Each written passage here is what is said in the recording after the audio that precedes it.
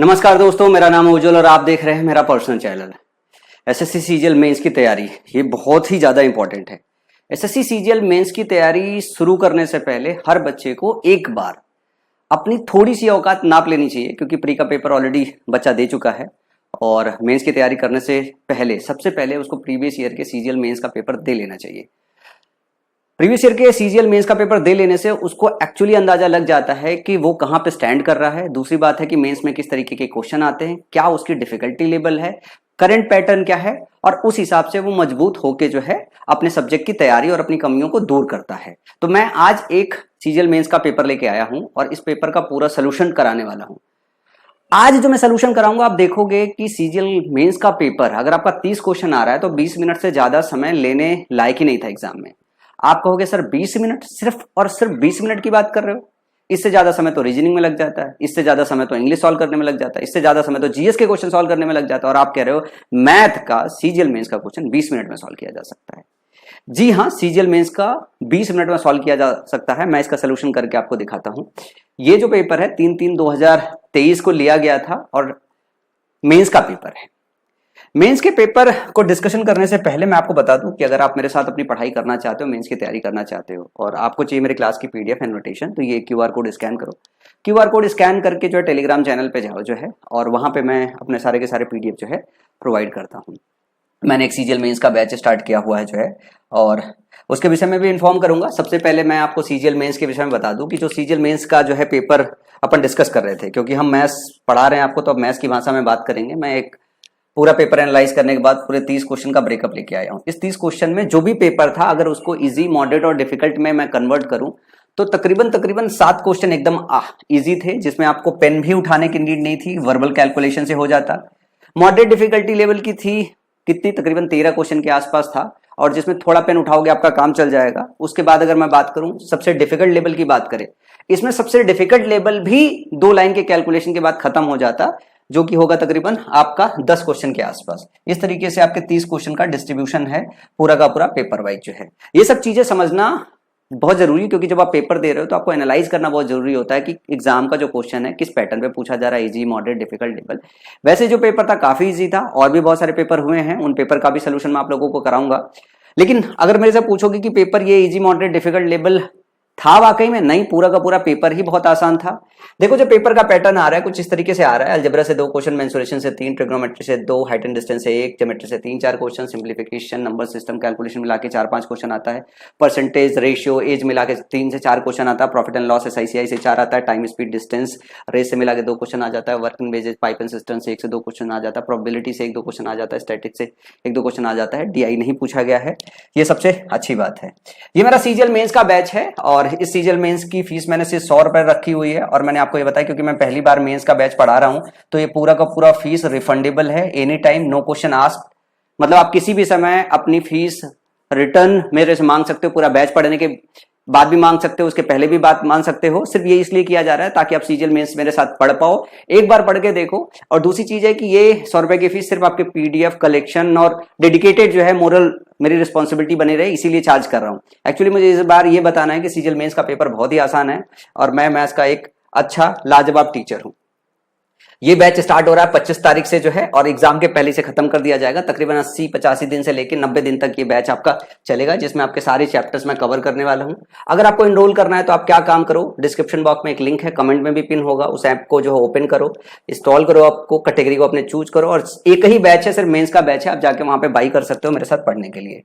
ठीक है, अब हम बात करते हैं पहले क्वेश्चन की। सीजीएल मेंस का पहला क्वेश्चन, जरा देखो क्या पेन चलाने की जरूरत है। राजेश, राकेश और रमेश, मैं समझा देता हूं क्योंकि सिर्फ हिंदी है, इंग्लिश नहीं है इसमें। राजेश, राकेश और रमेश द्वारा प्राप्त अंकों का अनुपात 2, 4, 9 है। यदि राजेश ने 30 अंक प्राप्त किए हैं तो राकेश और रमेश द्वारा प्राप्त अंक कितने होंगे।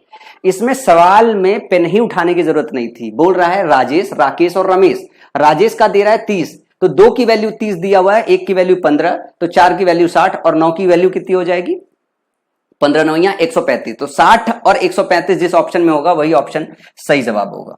ऑप्शन नंबर 2, इसमें पेन चलाने की जरूरत नहीं, सीजीएल मेंस का क्वेश्चन था, और इससे ज्यादा वाहियात सीजीएल मेंस में क्या पूछा जा सकता था। आप सोच के देखो कि पेपर कितना घटिया था, कि पहला क्वेश्चन एकदम हलवा, पेन भी नहीं चलाओ, क्या बोल रहा है, ध्यान से देखो, राजेश, राकेश और रमेश। ये है राजेश, राजेश पहले नंबर पे आता है। 2 की जो वैल्यू दी हुई है, ध्यान से देखो 30 दी हुई है। फिर 4 की वैल्यू आपको निकालनी है, तो 2 की वैल्यू 30 है, तो 4 की वैल्यू कितनी हो जाएगी, सीधे सीधे 2 गुना कर दोगे दोनों साइड से तो 60 हो जाएगी। फिर 9 की वैल्यू पूछिए तो 1 की वैल्यू 15 हो जाएगी, 9 की वैल्यू कितनी हो जाएगी, 135 हो जाएगी। तो 1 का 60, 1 का 135 और ऑप्शन 2 सही हो जाएगा। अब इस सवाल में क्या ही दम था, कोई दम नहीं था। बहुत सारे बच्चों को लगेगा ये कौन सा नया नया मैथ्स का मास्टर आ गया जो बगैर पेन चलाए जो है क्वेश्चन को सॉल्व कर रहा है। नहीं, इस क्वेश्चन में दम भी नहीं था। इस क्वेश्चन को सॉल्व करके मैं क्रेडिट नहीं लेना चाहूंगा, क्योंकि ये तो कोई भी बच्चा जिसकी प्री की तैयारी ठीक से है बगैर पेन चलाए जो है इस क्वेश्चन को सॉल्व कर सकता है। और ये क्वेश्चन बहुत ही वाहियात, बहुत ही घटिया था। अगला है, 2 उम्मीदवारों ने एक चुनाव लड़ा है, उनमें से एक ने 64% मत प्राप्त किया है और दूसरे ने 434 मत प्राप्त करके जीता है। कुल मतों की संख्या आपको बतानी है। इस सवाल में भी मैं बोलता हूं ये पेन फ्री है। तो 2 तरीके का बच्चा होगा, एक बगैर पेन उठाए जो है क्वेश्चन को सॉल्व करेगा, एक पेन उठा के सॉल्व करेगा। सॉल्व हर बच्चा कर लेगा। तो जो बगैर पेन वाला बनता होगा, अगर उसका बगैर पेन उठाए कैलकुलेशन अगर अच्छे से हो जाए तो पेन ना उठाए ज्यादा सही है। पर बगैर पेन उठाए अगर कैलकुलेशन मिस्टेक कर दिया हवा में अगर कैलकुलेट करने में तो आपके समय बर्बाद हो गए। तो पेन ना उठाना आर्ट होना चाहिए, पर बगैर पेन उठाए कैलकुलेशन भी सही करना आना चाहिए। अगर वो नहीं किया तो बहुत परेशानी हो जाएगी। बोल रहा है कि एक बंदे को 64% मार्क प्राप्त हुआ तो दूसरे को कितना मिला होगा, 36। जीता कितने से बता रहा है, 434। तो दोनों का डिफरेंस कितना है, जीतने वाले को 64 मिला, हारने वाले को 36 मिला। इनका डिफरेंस 28% है और 28% की वैल्यू 434 दी हुई है। 28 से काटोगे 31 आ जाएगा, 28 से काटोगे क्या आ जाएगा, 31 आ जाएगा। 28 है, लिख लो चाहो तो 434। 28% कितनी है, आपको कितनी की वैल्यू निकालनी है, आपको 100% की वैल्यू निकालनी है। 7 से काटो, 7 चौक 28 और 7 छंग 42 और ये 2 और 2 की वैल्यू कितनी आ जाएगी, 31। 2 की वैल्यू कितनी आ जाएगी, 31। आपको निकालनी है किसकी, 100 की वैल्यू निकालनी है, 100% की। 2% की वैल्यू जो है कितनी आ गई, 31। 100% की वैल्यू निकालनी है तो 50 से दोनों साइड गुणा कर लो। जब 50 से गुणा करोगे 31 का आधा 1550 होगा।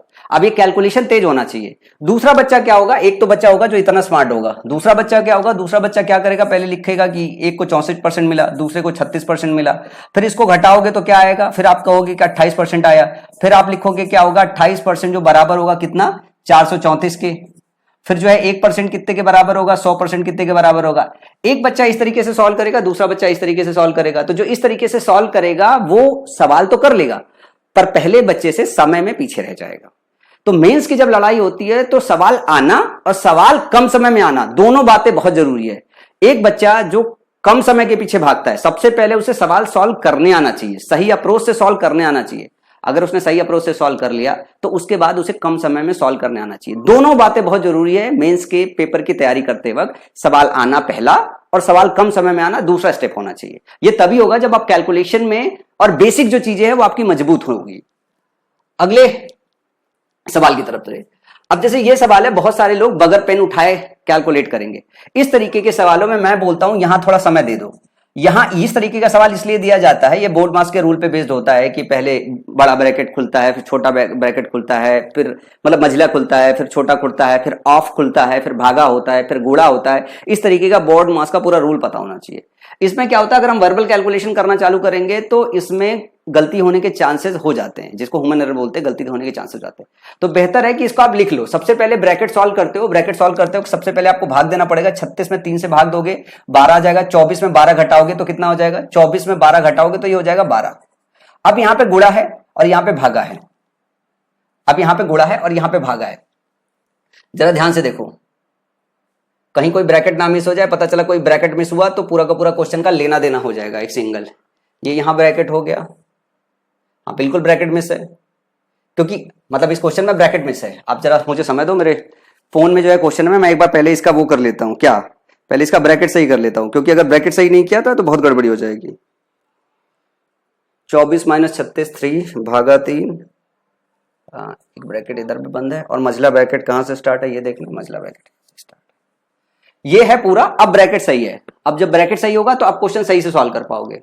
अब जैसे सबसे पहले यहां इसको भाग दोगे, भाग दिया आपने, क्या हुआ 12। 24 में 12 घटाया 12। तो ये जो ब्रैकेट सॉल्व किया सबसे पहले वही सॉल्व किया जाता है, सबसे छोटा ब्रैकेट 12 हो गया। अब आप ध्यान से देखो, यहां पे है 90 में से 5 को भाग देना है तो सबसे पहले भाग ही दिया जाता है, क्योंकि ये गुणा है, गुणा भाग दोगे। फिर 12 में से 3 का भाग देना है तो पहले भाग दोगे, तो 12 में से 3 को भाग दोगे आ जाएगा 4। यहां गुणा रहने दो। 90 में से 5 का भाग दोगे कितना हो जाएगा, 18। तो आपने इसके अंदर को सॉल्व किया, क्या आया 18 और गुणे में 4 आया, और 18 चौक क्या होगा 72, और बाहर 76 है, 76 में से 72 घटाओगे क्या आ जाएगा 4। सवाल का सही जवाब क्या हो गया? सवाल का सही जवाब हो गया 4। ये इतना ही था और इतना ही छोटा है, मतलब इस पूरे पेपर में इससे ज्यादा कुछ था ही नहीं, ये इतना ही वाहियात था। वैसे तो बहुत कॉम्प्लेक्स आता है सिंप्लीफिकेशन के क्वेश्चन, पर ये इतना ही घटिया सवाल था, बस थोड़ी सी सावधानी बरतनी थी। अगला सवाल है 25,000 की राशि पर 3 वर्ष बाद 12% वार्षिक दर से चक्रवृद्धि ब्याज कितना होगा जब ब्याज वार्षिक रूप से चक्रवृद्धि होती है। क्वेश्चन नंबर 4 सबसे आखिरी में करूंगा, क्योंकि इसमें कुछ कंसेप्ट भी बताना है कि आप तेज कैसे कर सकते हो। आप चाहो तो यूजुअल जो मेथड है जैसे अपन करते हैं, ठीक है ना, कि 12% जो है अगर आपका हो रहा है तो 12% का मतलब क्या होता है पहले तो आपको यह पता होना चाहिए। 12% का मतलब हो गया 3/25, यही हुआ ना, इसका मतलब हो गया 3/25। तो ध्यान से देखो कि कोई धनराशि अगर 25 है तो पहली साल में कितना होगा 28 हो जाएगा, जो करने का तरीका यही है क्योंकि इतना ब्याज मिल रहा है। दूसरा अगर हम बात करें दूसरे साल में क्या होता है, फिर से ये 25 से 28 हो जाएगा। तीसरे साल में क्या होगा, ये हो गया 25 से 28। तो हम यूं कह सकते हैं सीधे सीधे, जिसको पता है तो ये पूरी लाइन नहीं लिखेगा, उसको ये पता है कि भैया 25 का 28 हो रहा है, 3 साल की बात हो रहा है तो क्यूब कर देगा। अब 2 तरीके का बच्चा होगा, एक बच्चे को जो है 25 का क्यूब याद होगा, एक बच्चे को 28 का क्यूब याद होगा जिसने रट रखा होगा। एक बच्चा होगा कि वहीं कैलकुलेट करेगा, हो सकता है उसको 28 का स्क्वायर याद हो सकता है उसको 28 का क्यूब याद हो सकता ना हो। तो 28 क्यूब की जो वैल्यू है, आपको 25 क्यूब की वैल्यू पता है, 25 क्यूब की वैल्यू कितनी है 25,000 है। ध्यान से देखो, दिया हुआ ना 25,000 की राशि पर 3 वर्ष बाद 12% वार्षिक दर से, तो 25 क्यूब की राशि 28 क्यूब की राशि बदल जाएगी। आपको निकालना है क्या ब्याज, ब्याज आपका कितना होगा 28 का क्यूब माइनस 25 का क्यूब, यही होगा ना ब्याज। तो आप क्या काम करोगे, इसकी वैल्यू निकालनी है तो आप क्या काम करोगे 25,000 अपॉन 25 का क्यूब इनटू 28 का क्यूब माइनस 25 का क्यूब।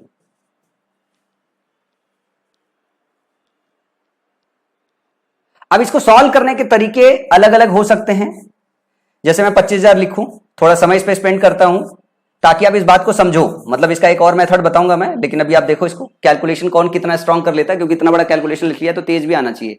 ए क्यूब माइनस बी क्यूब का फॉर्मूला किसी को पता है? ए क्यूब माइनस बी का फॉर्मूला होता है ए माइनस बी, मतलब 28 माइनस 25, ये हो गया 3। ध्यान से देखा है, ये कितना हो गया 3। फिर अंदर जरा गुणा करूं क्या होगा, 28 का स्क्वायर होगा, 25 का स्क्वायर होगा, और प्लस का 28 गुणे 25 होगा, प्लस का 28 गुणे 25 होगा। यहां से एक 25 कट जाएगा, 1000 आ जाएगा, और यहां से कटेगा तो अभी 25 का स्क्वायर बचा रहेगा। तो यहां पे 4 का गुणा कर दो, यहां पे 4 का गुणा कर दो, और यहां पे 25 का गुणा कर दो, अभी बताता हूं क्यों कर रहा हूं, और ऊपर 4 का स्क्वायर कर दो। ये सब कैलकुलेशन करने के तरीके हो सकते हैं। तो जैसे ये देखोगे तो 25 गुणे 4 ये 100 हो जाएगा, ये 100 हो जाएगा, 100 हो जाएगा ना, तो 3 जीरो कट जाएगा, नीचे कितना बचेगा, नीचे बचेगा 10, नीचे बचेगा 10। ऊपर क्या आया 4 स्क्वायर इंटू 3, और अंदर क्या 28 स्क्वायर 25 स्क्वायर प्लस 28 प्लस 25। एक तो सबसे पहले मैं ये देखूंगा कि 3 मेरा कहीं ना कहीं है, बीच में 3 का मल्टीपल हो सकता है, मैं और कई सारे ऑप्शन एलिमिनेट कर सकता हूं। जैसे मैंने लिखा 9 9 3 से कट रहा है, 6 6 कट रहा है, 8 5 13 नहीं कट रहा है, ऑप्शन ये नहीं हो सकता क्योंकि 3 का मल्टीपल होगा, 3 का मल्टीपल होगा। यहां ध्यान से देखे 3 कट गया, 2 1 3 कट गया, 2 1 3, ये होने की संभावना है। और 5 2 7 1 8, ये नहीं कटेगा, ठीक है। 8 2 10 4 14, और 14 23, ये भी नहीं कटेगा। तो अगर आप सही मायने में देखो, आपको अगर ये पता है कि 3 इसके मल्टीपल में आएगा, तो आपके पास एक ही ऑप्शन आ रहा है जो 3 के मल्टीपल में आ रहा है, जो कि ब्याज हो जाएगा आपका 10,123.20। हमने क्या किया, हम ये सारा कैलकुलेट नहीं कर रहे हैं, हमने तो कैलकुलेशन के टाइम पे एक चीज ये देख लिया कि भैया 3 का मल्टीप्लायर आएगा ही, तो जो भी ऑप्शन होगा वो 3 का मल्टीप्लायर होना चाहिए। अगर 3 का मल्टीप्लायर अगर नहीं है तो दिक्कत है, 3 का मल्टीप्लायर नहीं है तो दिक्कत है। 3 का मल्टीप्लायर सिर्फ ऑप्शन नंबर 3 है, हमारा सवाल आगे सॉल्व करने की जरूरत नहीं है।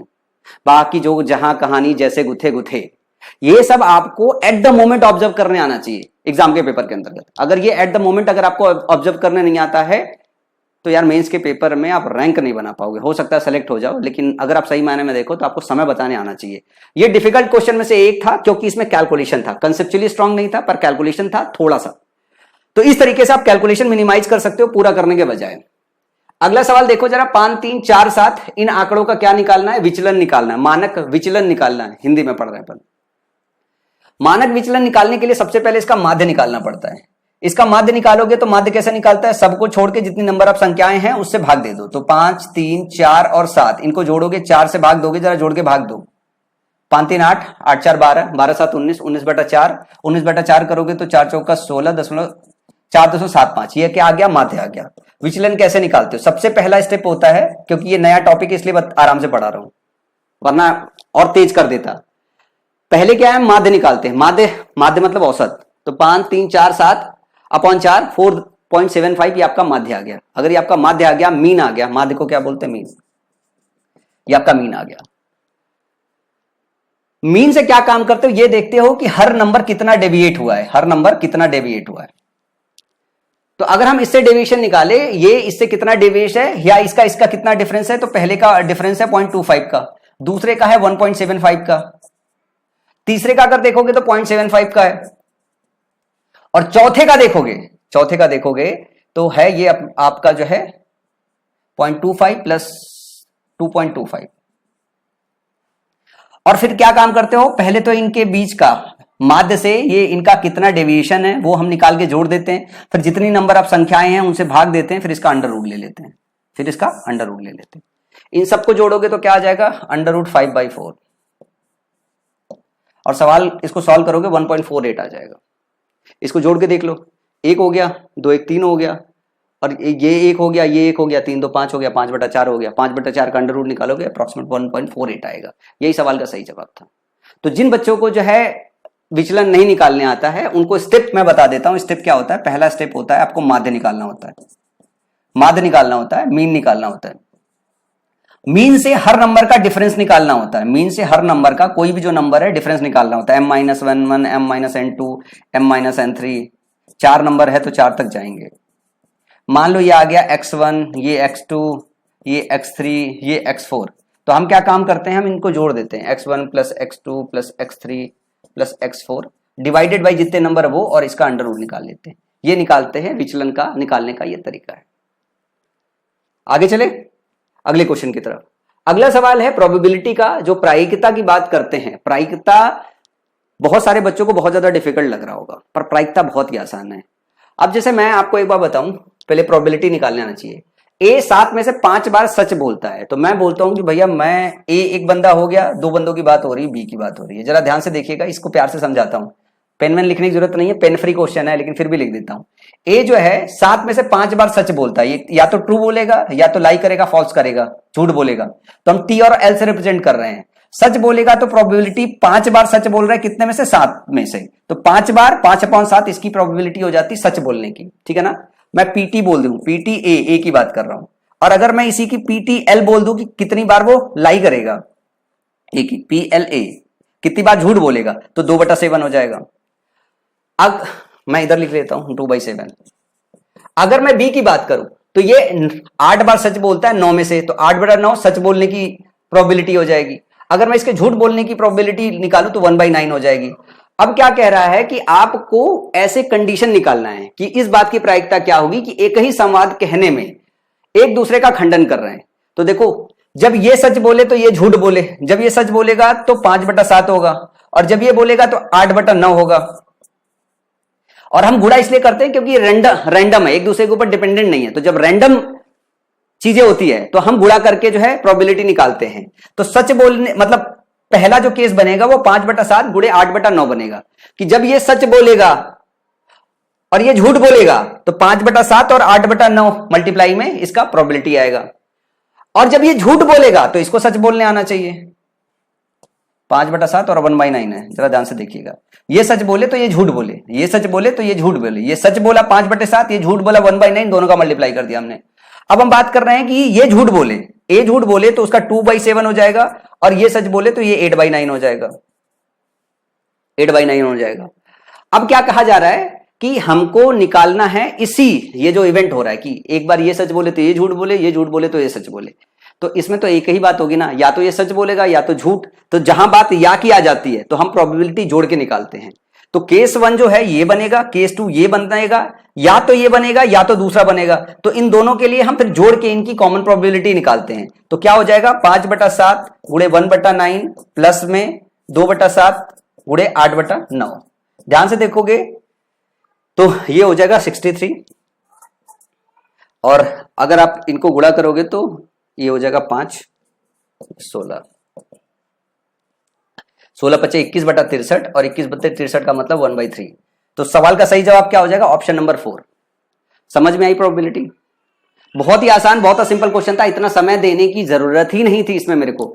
ये तो यूं ही होता है कि आप वर्बल कैलकुलेशन कर सकते हो, कैसे इसको मिटा दो, इसको आपने मिटा दिया। अब आप धीरे से देखो वर्बली इसको कैसे, अगर आपकी प्रोबेबिलिटी पे पकड़ अच्छी है तो आप इसको देखो कैसे निकालते हैं। मैं तो ऐसे कहता कि भैया 7 में से 5 बार सच बोलता है तो 5/7 इसके सच बोलने की है, दूसरे की झूठ बोलने की 1/9 हो गई, तो 5/7 गुणे 1/9 मतलब 5/63 हो गया। फिर दूसरे की निकाल ली मैंने, जो है इसका 2/7 हो गया, और इसका 8/9 हो गया। तो 8 दूनी 16/5 इंटू, मतलब ये हो गया, नीचे 7 है, इधर 9, 9 7 63 हो गया। दोनों को जोड़ोगे तो कितना आ जाएगा? 16 5 21/63, 21/63 1/3। ये वर्बल कैलकुलेशन हो सकता है, या थोड़ा सा आपको लिखना पड़ेगा। कैसे लिखना पड़ेगा? 5/7 लिखना पड़ेगा, इंटू दूसरे वाले का 1 क्या लिखना पड़ेगा? 9, प्लस में इसमें क्या हो गया, ये झूठ बोल रहा है, दूसरा वाला सच बोल रहा है, 8/9। इसको सॉल्व करोगे तो यहां से 5 मिल जाएगा, 8 दूनी 16, 16 5 21/63, और 21/63 जैसे लिखोगे 1/3 आ जाएगा। बस इतना ही कैलकुलेशन ज्यादा से ज्यादा आप लिख सकते थे। लेकिन कब? जब प्रोबेबिलिटी पे आपकी पकड़ अच्छी हो। अगर प्रोबेबिलिटी पे पकड़ अच्छी नहीं है तो दिक्कत है। अच्छा, कुछ बच्चों को अगर सर के ऊपर से गुजर गया हो तो प्रोबेबिलिटी की बेसिक्स मैं मेंस में पढ़ाऊंगा। मतलब सिर्फ एक ही ऐसा चैप्टर है जिसकी बेसिक्स मैं आपको पढ़ाऊंगा। मैं यूट्यूब पे भी प्रोबेबिलिटी अपलोड करूंगा ताकि हर बच्चे को प्रोबेबिलिटी समझ में आ जाए। अगले सवाल की बात करते हैं। अगला सवाल देखते हैं। यदि दो समरूप त्रिभुजों के क्षेत्रफल का अनुपात 196 625 है तो संगत भुजाओं का अनुपात क्या होगा? अब देखो, अगर एरिया दिया हो तो आपको परिमीटर का अगर रेशियो निकालना हो या किसी साइड का रेशियो निकालना हो तो रूट ले लो खाली। तो 14 और 25, ये 14 का स्क्वायर, ये 25 का स्क्वायर है, तो 14 25 जिस ऑप्शन में होगा वही सही जवाब होगा, ऑप्शन नंबर 4। सवाल को करने की जरूरत ही नहीं है, सवाल को करने की जरूरत नहीं है, पेनी चलाने की जरूरत नहीं है। फिर से बता देता हूं भैया, ये होता है 1 और एरिया 2 जो होता है वो साइड के, मान लो कोई साइड है, ठीक है ना, साइड का स्क्वायर होता है, साइड 1 साइड 2 दो त्रिभुज, इसका स्क्वायर होता है। परिमीटर भी होता है तो परिमीटर 1 परिमीटर 2 इसका स्क्वायर होता है। और अगर ये दिया हुआ तो इसका रूट ले लो, रूट लिया हमने 14 और 25 आ गया। अब जिस जिस बच्चे को 196 और 625 का रूट पता होगा तो वो पेन तो चलाएगा नहीं, सेकंड्स में लगा देगा। मेंस का क्वेश्चन है, देखते रहो। 18 सेंटीमीटर की आंतरिक त्रिज्या का एक अर्धगोलीय कटोरा जल से भरा हुआ है। इस जल को 3 सेंटीमीटर त्रिज्या और 6 सेंटीमीटर ऊंचाई वाली बेलनाकार बोतल में भरा जाता है। कुल कितनी बोतलों की आवश्यकता है? इसमें बस आपको यह पता होना चाहिए 2/3 पाई आर क्यूब। आर कितना है? 18 का क्यूब। ये होगा टोटल वॉल्यूम जो आधे गोले में भरा होगा। किसमें? आधे गोले में इतना वॉल्यूम का पानी भरा होगा। तो जब आप इस पानी को निकालोगे, छोटे छोटे डब्बों में भरोगे, तो पूरा वॉल्यूम ही आपको भरना पड़ेगा। एक छोटे से डब्बे में कितना पानी आ रहा है, उसका वॉल्यूम कितना है। अभी आपका जो है वो बेलनाकार है, मतलब सिलेंड्रिकल है। जब सिलेंड्रिकल होता है तो पाई आर स्क्वायर एच होता है, पाई आर स्क्वायर। आर कितना है? 6 सेंटीमीटर ऊंचाई है, 3 सेंटीमीटर का त्रिज्या है, 3 का स्क्वायर इंटू एच 6। आप इसको सही में देखो, पाई पाई कट गया, 2 से ये 3 कट गया, ये 3 का स्क्वायर है। जरा ध्यान से देखो, ये 3 का स्क्वायर है, ये 3 है, या यूं कह लो इसमें आप 6 का क्यूब इंटू 3 का क्यूब लिख लो। लिखने के तरीके, मतलब ये इतना बड़ा कैलकुलेशन नहीं है जिसमें मैं बहुत आपको सिखाऊं। जो है ये हो गया आपका 3 का क्यूब इंटू 3 का क्यूब कट गया, तो 6 6 के 36 और 36 दूनी 72। कितना हो गया? 36 दूनी 72। सवाल का सही जवाब ऑप्शन नंबर 2। कैलकुलेशन ही बचा हुआ है। ये कैलकुलेशन मैं अंदाजा लगा रहा हूं, मेंस का पेपर देने जा रहे हो तो सारे के सारे लोग कर ही लोगे।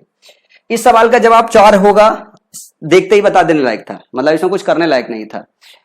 मैंने आपको एक बताया था, ये मैंने पढ़ाया हुआ था, अब मेरी एक वीडियो देखना, सर्च में मैंने पढ़ाया हुआ। मैंने आपको बताया कि अगर कुछ इस तरीके से एक्स अंडर एक्स फिर minus under x minus under x, ठीक है, अगर इसके आप फैक्टर कर सकते हो n1 और n2, और जिनके बीच का डिफरेंस 1 हो, जिनके बीच का डिफरेंस 1 हो, तो अगर ये माइनस माइनस माइनस अगर दिया हुआ है n1 और n2, सपोज करो n1 बड़ा है n2 छोटा है, तो जो माइनस है, जो माइनस अगर है उसकी वैल्यू छोटी वाली आएगी, और अगर यहां प्लस दे दिया तो वैल्यू जो है बड़ी आती है। इसको जरा ध्यान से देखो, इसको आप अगर बांटोगे तो ये 5 और 4 में हो जाएगा, 5 का 20 होता है। इनके बीच का डिफरेंस अगर 1 आए और यहां माइनस है तो छोटी वाली वैल्यू होती है। अगर हम यहां पे प्लस कर दे और पूछे अब वैल्यू क्या होगी, तो इस केस में वैल्यू 5 होगी। तो सवाल का सही जवाब ऑप्शन नंबर 4। ये आप देखोगे तो मैंने शॉर्ट्स का बहुत इंपॉर्टेंट कंसेप्ट बताया था और मैंने बोला था कि पेपर में आता है भैया सेकंड्स में क्वेश्चन निकलते हैं। ये देखो अगर पढ़ के गए हो तो सेकंड्स में क्वेश्चन लगेंगे। तो जो भी टीचर आपको पढ़ा रहा है उसको ये देखना पड़ेगा कि जो मेंस में क्वेश्चन आ रहे हैं उसके ट्रिक्स आपको पढ़ा रहे कि नहीं सही से, किस तरीके के क्वेश्चन एग्जाम में अगर आपने लिखा के कैलकुलेट किया, सोच सचा के कैलकुलेट किया तो बहुत टाइम लग जाएगा। लेकिन अगर इस तरीके की चीजें पता है तो पेन भी नहीं उठाओगे, फटाफट क्वेश्चन का जवाब दे दोगे। अगर हम 30% की बात करें तो सबको पता है क्या है, ये 3/10 होता है। मतलब अगर पहले ने 10 वाली चीज को 13 में बेचा, दूसरे वाले ने भी 10 को 13 में बेचा, तीसरे वाले में 10 को 13 में बेचा, तो फाइनली 10 के क्यूब से 13 का क्यूब हो गया। 13 क्यूब की जो वैल्यू है वो क्वेश्चन में दी हुई है। 13 क्यूब की वैल्यू जो है वो दी हुई है 300। तो क्या पूछ रहा है कि ये 10 क्यूब की वैल्यू क्या होगी। तो 10 क्यूब की वैल्यू निकालने के लिए 300/13 का क्यूब इंटू 10 का क्यूब करना पड़ेगा और फिर इसको सॉल्व करके सवाल का जवाब देना पड़ेगा। अगर किसी को 13 की क्यूब की वैल्यू पता है 2197 होती है तो उसके लिए और आसान हो गया। अगर किसी को यह पता है कि 2197 से भाग दोगे तो पहली जो वैल्यू आएगी वो 1 आएगी, इसमें एक जीरो लगाओगे तो पहली बार जाएगी 1 जाएगी। अब इसको प्रॉपर कैलकुलेट करना है। जब भी आप प्रॉपर कैलकुलेट करोगे तो देखो भागा तो आपको ऐसे ही लगाना पड़ेगा। इस केस में एक बार भाग दोगे तो 2197 आएगा, यहां से बचेगा 3, ध्यान से देखोगे यहां से बचेगा 0, फिर यहां से बचेगा 9 और यहां से बचेगा जो है आपका, यहां पे बचेगा 8, यहां पे बचेगा 0, यहां पे 3 और यहां पे बच जाएगा 0, फिर जाएगा 3 बार और ये 0 आ गया है। तो 3 सत्ते 21, 3 नवा 27, 2 29, 3 कन्नम 3, 2 5 और 3 दूनी 6, ये आएगा। ये जब आएगा तो ध्यान से देखो कि अगली बार जब आप भाग दोगे तो 6 आएगा या 7 आएगा, वही आपको चेक करना है। इसको घटाओगे 9 आ जाएगा, 12 में से 9 गया जो है 3 और ये 9 में से 5 गया 4 और इसमें से 1 हो गया 1439। अगर आप 7 से देखोगे तो आप जब भी देखोगे तो ये हमेशा 7 9 63, 7 1 7 और ये 10 से ऊपर चलेगा, मतलब 1 हासिल आएगा और 7 दूनी 14, ये 14 से ऊपर निकल जाएगा, मतलब यहां पे 7 आ ही नहीं सकता। यहां पे जो आएगा वो कितना आएगा, वो आएगा 6। तो जब 6 आएगा तो अब आपको आगे कैलकुलेट करने की जरूरत नहीं है। ऑप्शन नंबर 3 आप फटाफट टिक मार सकते हो, जिसकी कैलकुलेशन जितनी तेज। क्वेश्चन नंबर 11 तो मेंस में पूछ के मजाक किया था। क्या मजाक किया था? जरा ध्यान से सवाल पढ़ो और देखो कैसा मजाक है। एक निश्चित धनराशि पर 8 वर्ष में 21% वार्षिक दर से अर्जित साधारण ब्याज का उसी धनराशि पर 21 वर्षों में समान दर से अर्जित साधारण ब्याज से क्या अनुपात है। दो तरीके का बच्चा है, एक तो मंद बुद्धि वाला है, एक तो बहुत ही ब्रिलियंट। जो बहुत ब्रिलियंट है वो क्या जानता है, वो जानता है कि अगर अमाउंट आपका फिक्स है जिसपे आपको इंटरेस्ट मिल रहा है, रेट अगर आपका फिक्स है, तो आपको 8 वर्ष में जो ब्याज मिलेगा वर्सेस 21 वर्ष में जो ब्याज मिलेगा वो इनके रेशियो के बराबर ही होगा। तो 8/21 इस सवाल का सही जवाब होगा। क्वेश्चन सॉल्व करने की जरूरत नहीं, क्योंकि जब भी आप निकालोगे आप रेट इक्वल टू क्या निकालते हो, principal into rate into time upon 100, फिर लिखोगे principal into rate into time upon 100। ये T1 हो गया, ये T2 हो गया, तो P और R दोनों में सेम है, कट जाएगा। तो जो रेशियो आएगा T1 रेशियो T2 का ही तो आएगा, मतलब 8 और 21 का ही रेशियो आएगा। तो ऑप्शन नंबर 1 करेक्ट हो जाएगा। ये बच्चा जिसने सही से SICI पढ़ रखी है वो इसको चलाएगा वलाएगा, पेन नहीं देखेगा, क्वेश्चन लगाएगा, निकल जाएगा। और इसको कैसे सॉल्व करेगा, जीएस के पेपर की तरह। जैसे जीएस का पेपर पढ़ो और ऑप्शन दो, वैसे ही ये मान के चलो मैथ में जीएस पूछ दिया उसने, खाली नॉलेज है कि नहीं आपको। अगला सवाल है, एक नाव धारा के अनुकूल 35 किलोमीटर की दूरी 2 घंटे में तय करती है और धारा के प्रतिकूल समान दूरी 7 घंटे में तय करती है। शांत जल में नाव की चाल क्या है। दो बच्चा है, दोनों के कैलकुलेशन का तरीका बताता हूं। किसी बच्चे ने क्लास बोला था सर थोड़ा साइड से लिखा कीजिए ताकि हमको दिखाई दे, तो साइड से लिखता हूं। एक बच्चा ऐसा होगा जो ये बोलेगा कि भैया एक की जो स्पीड हम x मान लेते हैं या चाल x मान लेते हैं, दूसरी की y मान लेते हैं। भैया 35 बराबर क्या हो जाएगा, 2 गुणे x प्लस वाई, क्योंकि जब पानी की दिशा में चल रहा है तो ऐसा आएगा। फिर दूसरे में क्या बोलेगा, 35 बराबर जो है 7 इंटू एक्स माइनस वाई। एक बच्चा ऐसा होगा जो क्या काम करेगा, इसी चीज को कैसे देखेगा, इसी चीज को ऐसे देखेगा, 2 इंटू 7 में चल रहा है तो x प्लस वाई होगा is equal to 7 into x minus y होगा। तो उसको ऐसे ही देखने के बाद ये डिसाइड कर लेगा कि 9y is equal to 5x होगा, या यूं कर लेगा कि y/x जो होगा वो 5/9 होगा या 9/5 होगा। समझ में आया? तो कुल मिला जुला के वो ये मान लेगा कि एक की चाल मगर 9 के है तो दूसरी की जो है 5 के होगा। जो ब्रिलियंट बच्चा होगा इसको ऐसे ही मान लेगा, उसको क्या काम करेगा, किसी इक्वेशन में पुट कर देगा। तो ऊपर वाली इक्वेशन में हमने पुट कर लिया, 35 हो गया, 35 गुणे 2 x प्लस वाई 9 5 14 के। अब 7 से कट जाएगा, 7 दूनी 14, 7 पन्ना 35, तो k की वैल्यू कितनी होगी 5/4। और हमको निकालना कितनी, नाव की चाल निकालना है, पानी की चाल। नाव हमेशा तेज चलेगा, पानी हमेशा कम। तो 9 गुणे 5/4 कितना आ जाएगा 45/4। जब 45/4 करोगे तो 11 आएगा, 4 1 कम 4, 4 1 कम 4, 11.25 आ जाएगा। ऑप्शन नंबर 4 सही हो जाएगा। इस सवाल को पूछोगे कि क्या डिफिकल्टी लेवल है, एकदम कुछ डिफिकल्टी लेवल नहीं है। कैलकुलेशन अगर आपकी तेज है, कुछ मतलब ये सॉल्व करना तेज आता है, तो इस क्वेश्चन में कंसेप्ट के नाम पे कुछ नहीं, जीरो है, टट्टी जैसा क्वेश्चन है। अभी तक जितने 12 क्वेश्चन कर चुके हैं, एक भी क्वेश्चन में कुछ दम नहीं था। सिर्फ प्रोबेबिलिटी वाले क्वेश्चन में थोड़ा ब्रेन लगाना था, क्योंकि वो आपको पता होना चाहिए। पता था तो उसमें कैलकुलेशन नहीं था, उसमें कंसेप्चुअली पता होना बहुत जरूरी है। अब इस सवाल को देखो, क्वेश्चन नंबर 13 ऐसा लग रहा है जैसे एसएससी जीडी का सवाल है, सीजीएल मेंस में दे दिया है। एसएससी जीडी का सवाल है, सीजीएल मेंस में दे दिया है। 2 क्वाड्रेटिक इक्वेशन दिया है, इनके एलसीएम पूछा है। अब इसके फैक्टर निकाल लो। इसके जैसे फैक्टर निकालोगे तो देखो 3 दूनी 6 होता है, ये -3 -2 में ब्रेक होगा, तो x -3 एक आ जाएगा और x -2 आ जाएगा। जब भी इसको ब्रेक करोगे तो इसके 2 फैक्टर आ जाएंगे। यहां पे देखोगे तो 5 3 15 होता है, एक -5 आएगा, एक -3 आ जाएगा, तो x -5 और x -3 आ जाएगा। x -3 दोनों में कॉमन है, तो एलसीएम एक x -5 आएगा, एक x -3 आएगा, एक x -2 आएगा। सवाल में देख लो कहां पे लिखा हुआ है, सवाल में ऑप्शन नंबर 4 में लिखा हुआ है, यही वाला ऑप्शन सही हो जाएगा। और क्वेश्चन में कुछ दम नहीं था कि आपको एलसीएम निकालने नहीं आता है, क्वाड्रेटिक इक्वेशन दिया हो तो। एक ऐसी चीज जो सबको काट दे, इससे काटने आओगे कट जाएगा, x -3 बचेगा, सॉरी x -2 बचेगा। इससे काटने आओगे तो x -5 बचेगा, निकल गया एलसीएम। बहुत ही वाहियात, बहुत ही घटिया सा क्वेश्चन था। चलो अगले क्वेश्चन की तरफ मूव करते हैं। एक टंकी से 2 इनलेट ए और बी जुड़े हैं। ए और बी टंकी को क्रमशः 32 और 28 घंटे में भर सकता है यदि दोनों पाइपों को ए से शुरू करते हुए बारी बारी से, मतलब अगर करते हैं 1 घंटे के लिए खोला जाता है, तो टंकी कितने समय में भर जाएगी। देखो पहले तो 32 और 28 का एलसीएम फटाफट निकालने आना चाहिए। तो मैं इसको देखते ही कैसे लिखता हूं, एक को मैंने लिख दिया 8 चौका 32, 4 गुणे 8।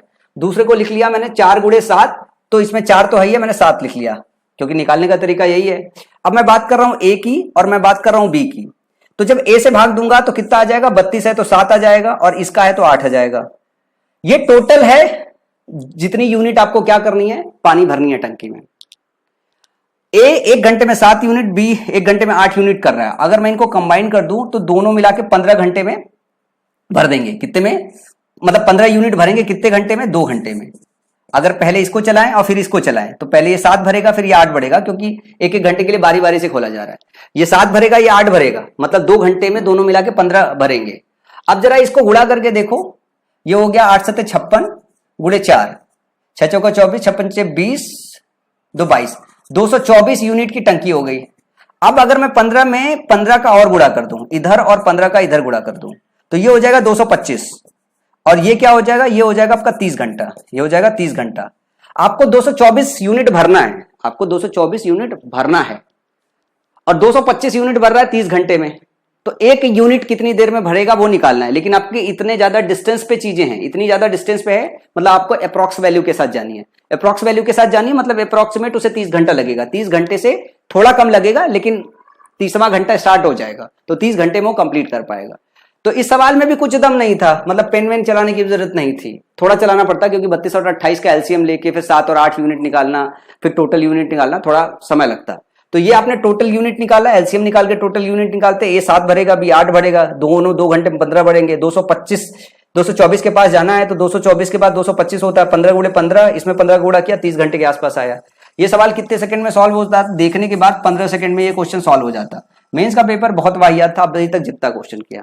अब जैसे ये सवाल था, इस सवाल में भी बच्चा 2 तरीके का अप्रोच करेगा, 2 बच्चा होगा अप्रोच करेगा। जिसको एक बात पता है, अब मेंस दे रहे हैं तो थोड़ी बुद्धि तो होगी, मतलब ऐसा तो कोई बच्चे ही नहीं होगा जिसके पास बुद्धि नहीं होगी वो मेंस में पहुंच जाए। मेंस में पहुंचेगा, थोड़ी बुद्धि तो होगी। उसे दूर थोड़ा देखना पड़ेगा, यहाँ 1 + x है, यहाँ 1 - x है, तो ये बनेगा 1 - x²। फिर 1 - x², ये 1 + x² है, तो 1 - x⁴ बनेगा। फिर यहाँ पे बनेगा 1 - x⁴, 1 + x⁴, 1 - x⁴, और फिर इधर 1 + x⁴ लिखा है, तो 1 - x⁴ बन जाएगा, और वो इसका सोल्यूशन निकालेगा ऑप्शन नंबर 2। ये वो बच्चा होगा जो गूढ़ बुद्धि वाला होगा, जिसको मैं मंद बुद्धि का बच्चा कहूं, जो इतना पूरा करेगा। उसको तो बस ये देखना है 1 + x 1 - x बन रहा है, वो स्क्वायर बन रहा है, जरा ध्यान लगाएगा तो इस तरीके का पैटर्न बन रहा है कि लास्ट वाले का 2 गुना होगा, 1 - x⁻16 बनेगा, वो वहीं लगा देगा। मतलब इतना भी करना, अपना समय वेस्ट करना है, क्योंकि ये समय बचाओगे तो कहीं और समय दोगे, कोई एक आध क्वेश्चन मिलेगा जिसमें कैलकुलेशन एरर हो जाएगा, कुछ और एरर हो जाएगा। तो इस तरीके के क्वेश्चन में समय देना एग्जाम के अंदर एक्स्ट्रा बहुत ही मतलब वैसा है कि आप अपने आप को एग्जाम से बाहर कर रहे हैं। अब क्वेश्चन नंबर 16 है, एक कार के अंकित मूल्य पर दी गई 12%, 18%, 25% की क्रमिक छूट किस एकल छूट से समतुल्य है? इसको कैसे निकालते हो भैया? इसको निकालते हो 12% का मतलब क्या होता है? 3/25, तो 25 की चीज कितने में दे रहे हो? 22 छूट दे रहे हो। फिर 18%, जब हम 18% की बात करते हैं तो ये 2 बटा कितना हो जाता है? 9/50 हो जाता है। 9/50 हो जाने का मतलब 50 की चीज आप कितने में दे रहे हो? 41 में दे रहे हो। अगर हम 25% छूट की बात करें तो ये 1/4 हो जाता है। इसका मतलब 4 की चीज कितने में दे रहे हो? 4 की चीज आप 3 में दे रहे हो। आप इसको गुणा करोगे तो ये हो जाएगा 100 × 150। मतलब इसको लिखने का तरीका भी आपको पता होना चाहिए। फिर आप जरा ध्यान से देखो, इसको गुणा करोगे तो 22 से कम 22 और 22 को 88, 88 2 90, 902 हो जाएगा। और 3 से अगर गुणा करोगे तो 3 दूनी 6, 3 दूनी 0 और 3 9 27, 2706 हो जाएगा, 2706 हो जाएगा। जरा ध्यान से देखो, हमें क्या निकालना है? हमें सवाल में निकालना है कि 100 पे कितना ओवरऑल छूट मिलता है। तो 100 की चीज कितने में बिकती, पहले ये निकाल लो। इसको आधा कर दो, अगर मैं इधर 2 से गुणा कर दूं और इधर भी 2 से गुणा कर दूं तो कुल मिला जो कि आधा हो जाता है। ये आता है ना आपको? 2 × 12, 2 0 0 1, 2 7 14 और 2 दूनी 4 1 5, 54.14। 100 की चीज 54.12 में बिकी होगी, तो छूट कितना मिला होगा? 100 से घटा दो, ये 88 हो गया और यहां पे 54 और फिर 5 लगाना पड़ेगा, इसका मतलब 45.88। तो सवाल का सही जवाब क्या हो जाएगा? Option number 2। आप इसको जितनी तेजी से कर पाओ, कैलकुलेशन तेज होनी चाहिए, और कैलकुलेशन के लिए सिंप्लीफिकेशन का चैप्टर पे थोड़ी अथक प्रयास करके मेहनत करनी पड़ती है। ये वाला पेपर बहुत ही वाहियात था यार, मैंने आज तक जिंदगी में इससे ज्यादा वाहियात पेपर ही नहीं देखा। ये पूछा है माध्य बताओ। माध्य, मीन और औसत एक ही बात होती है। आपको माध्य बताना है मतलब औसत बताना है। 32, 25, 33, 27, 35, 29, 30, इन सबको जोड़ के कितने नंबर है? 3, 3, 6, 1, 7। इन सबको जोड़ के 7 से भाग दोगे, फाइनली जवाब आपका आ जाएगा 30 और ऑप्शन नंबर 3 सही हो जाएगा। खुद ही सॉल्व कर लेना। अगला सवाल है, ये सवाल में थोड़ी कलाकारी बच्चों की दिखनी चाहिए। एक बच्चा होगा जो एक्स्ट्रा एडवांस होगा, एक्स्ट्रा कहते हैं ना, एक्स्ट्रा एडवांस होगा। मतलब ऐसा नहीं कि क्वेश्चन नहीं किसी को आएगा। देखो क्वेश्चन कैसे बनता है, 2 तरीके का बच्चा होता है, दोनों तरीके बताते हैं। एक बच्चा ऐसा होगा जो इसको सेकंडों में लगाएगा, एक बच्चा होगा जो पूरा लिख पिक के लगाएगा। सवाल समझते हैं। रीवा के पास कुछ मुर्गियां और बकरियां हैं। मुर्गियां और बकरियां होने का क्या मतलब है? देखो दोनों के सर तो बराबर होते हैं, इसके 2 पैर होते हैं, इसके 4 पैर होते हैं, बस इतना ही फासला है। यदि जानवरों के सिरों की कुल संख्या 100 है, तो मैंने मान लो मुर्गियां मान ली x है। ये तो मैं वो तरीका बता रहा हूं जो सबसे मंद बुद्धि का लड़का लगाएगा, कि अगर मुर्गियां x है और वो y है तो सरों की संख्या 100 है, तो x + y बराबर क्या हो गया? 100। और क्या बोल रहा है? और बोल रहा है जानवरों के पैरों की कुल संख्या। तो मुर्गियों के 2 टांग होती है तो 2x टांगे हो गई टोटल की, इसकी 4 होती तो 4y हो जाएगी, और फिर कितना हो जाएगा? ये 348 के बराबर हो जाएगा, जैसा क्वेश्चन दिया है। फिर सॉल्व करके उसे जो निकालना है निकाल लेगा, सॉल्व करके जो निकालना है निकाल लेगा। और दूसरा बच्चा क्या होगा? जो एक्स्ट्रा एडवांस होगा, जिसको एक बात ये पता है कि क्या दिया हुआ है? 348, ये है उसके पैरों की संख्या, ये है उसके पैरों की संख्या। वो ऑप्शन देखेगा, ऑप्शन देखने के साथ साथ यूनिट डिजिट का कंसेप्ट इस्तेमाल करेगा। और सवाल को कैसे सॉल्व करेगा? सवाल को ऐसे सॉल्व करेगा, क्वेश्चन नंबर सबसे पहले ये पिक करेगा। वो ये देखेगा क्या कि अगर पूछा है कितनी बकरियां हैं, तो मान लिया उसने कि 74 बकरियां हैं। 74 बकरियां होने का मतलब यह है कि 26 आपकी क्या हो जाएगी? 26 आपकी मुर्गियां हो जाएंगी। तो बकरियों के कितनी बकरियां पूछा है ना, तो रीवा के पास कुल कितनी बकरियां हैं? अगर 74 बकरियां होंगी तो सबके कितने सर होंगे? 1 पैर कितने होंगे बकरियों के? 4। तो 4 × 4, 4 चौका 16, यूनिट डिजिट आया 6। अब बचा है 26, 26 का 6 यूनिट ले लो। इनमें आएगा क्या? 2 ही क्या होंगे? उनके पैर होंगे। तो 6 दूनी 12, यूनिट डिजिट आएगा 2, तो 6 2 8। तो यूनिट डिजिट जितना भी पैर आ रहा है उसका 8 होना चाहिए। यहां पे 8 है, मतलब ये पूरी संभावना है। जरा इसमें देखो, इसमें 2 का गुणा करो, सॉरी इसमें 4 का गुणा करो तब भी 0 आएगा। फिर बचा होगा 20, 20 में 2 का गुणा करोगे तब भी यूनिट डिजिट 0 आएगा, तो ये हो नहीं सकता। इसमें 5 में 4 का गुणा करो, ये आएगा कितना? 0। और दूसरा भी 5 आएगा, उसमें 2 का गुणा करो, उसका भी यूनिट डिजिट 0 आएगा, तो ये भी अब संभावना नहीं हो सकता। ये 6 है और 6 में 4 का गुणा करो, 6 चौका 24, 4 आया यूनिट डिजिट पे, दूसरे के यूनिट डिजिट में 4 आएगा, 4 में 2 का गुणा करो तो 4 दूनी 8 आया, और 8 जैसे ही जोड़ोगे तो 8 4 12, यूनिट डिजिट 2 आएगा, मतलब ये वाला भी ऑप्शन नहीं हो सकता। तो यूनिट डिजिट का कंसेप्ट लगाओगे तो ये क्वेश्चन बहुत तेजी से लग जाएगा, और जिसको यूनिट डिजिट नहीं लगाने आता है फिर वो यहां से करेगा, वो बोलेगा 2x 2i और यहां पे कर लेगा 200 200 काट देगा, इधर से घटाएगा तो 2i आएगा और बचेगा 148, फिर y निकालेगा तो 148 बटा 2, 2 से 14 2 चौका। एक बच्चा ऐसे सॉल्व करेगा फिर 74 निकाल पाएगा। समझ में आए बात? और एक बच्चा ऐसा होगा जो इसको देखने आता होगा। ये जो देखने का काम है वो बहुत शार्प देखने आना चाहिए। यूनिट डिजिट का कंसेप्ट अप्लाई करना सबको आना चाहिए, और ये बेसिक तरीका है। बेसिक तरीके से इस तरीके से क्वेश्चन को सॉल्व कर सकते हो। चलो आगे चले। अगला सवाल है, 20 संख्याओं का औसत 32 है, यदि दो संख्याएं 29 और 31 है तो शेष संख्याओं का औसत क्या होगा? अब एवरेज के क्वेश्चन कितना अच्छा सॉल्व कर पाते हो उस पर डिपेंड करेगा, इसमें कितना समय लोगे। ये भी मैं कहता हूं जीएस का सवाल है, वर्बल, पेन चलाने की जरूरत नहीं है। कैसे? जैसे सवाल है 20 लोग हैं, 20 लोगों का औसत 32 है, यदि दो संख्याएं 29 और 31 है तो इन दो संख्याओं का जो एवरेज है वो क्या है? वो 30 है। लेकिन जब ये ग्रुप में शामिल थी तो इनको बाकी लोगों ने 2-2 दे रखा था, तो पहले को 2 दिया, दूसरे को 2 दिया, मतलब इन दोनों को मिला के 4 दिया था। जब ये बाहर निकल गए तो ये जो 4 उनके पास ही रह जाएगा। बचे कितने लोग? 18। बच्चे कितने लोग? 18। ये जो 4 जो इनमें डिस्ट्रीब्यूट था, अब वो 4 वापस 18 में डिस्ट्रीब्यूट हो जाएगा, तो 4/18 मतलब 2/9, इतना डिस्ट्रीब्यूशन होगा बाकियों में। तो हर आदमी का जो एवरेज होगा 32 के साथ 2/9 और बढ़ जाएगा। 2/9 को और बात करें तो 0.2222 ऐसे ही चलता चला जाएगा। तो पहले अगर 32 था, अब बढ़ के कितना हो जाएगा? 222। इसका मतलब है 32.222। एक बच्चा तो इसको ऐसे सॉल्व करके फटाफट जो है ऑप्शन लगा लेगा। दूसरा बच्चा होगा जो बोलेगा कि 32 × 20, ये सबका हो गया, -2 निकल गए, 2 × 29 + 30 31, मतलब हो गया 60। ये हो गया, डिवाइड बाई 18।